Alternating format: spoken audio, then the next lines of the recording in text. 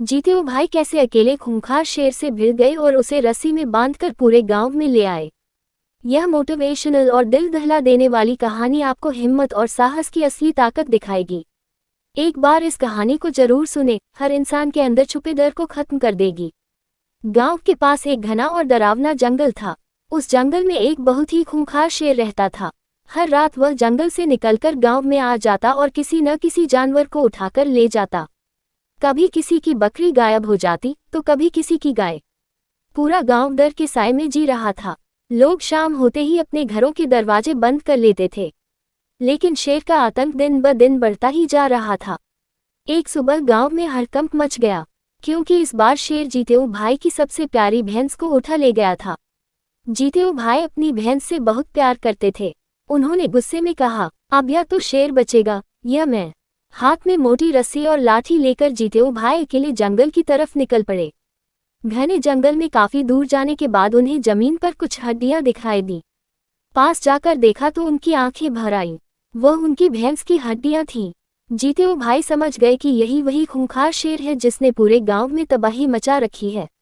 अचानक झाड़ियों के पीछे से जोरदार दहाड़ सुनाई दी।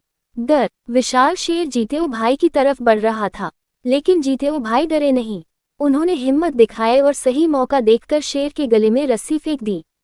शेर जोर जोर से दहाड़ने लगा और भागने की कोशिश करने लगा, लेकिन जीतेऊ भाई ने पूरी ताकत लगा दी। काफी देर तक संघर्ष चला। आखिरकार शेर हार गया। जीतेऊ भाई उसे रस्सी से बांधकर पूरे गांव में घसीटते हुए ले आए। पूरा गांव ये देखकर दंग रह गया। जो शेर पूरे गांव को डराता था, आज वही जीतेऊ भाई के सामने कांप रहा था। शेर डरकर बोला, जीतेऊ भाई, मुझे छोड़ दो, मुझे छोड़ दो, अब मैं कभी गांव में नहीं आऊंगा। गांव वालों ने खुशी से जयकारे लगाए, जीतेऊ भाई जिंदाबाद। उस दिन के बाद शेर कभी गांव की तरफ नहीं आया और गांव वाले खुशी खुशी रहने लगे।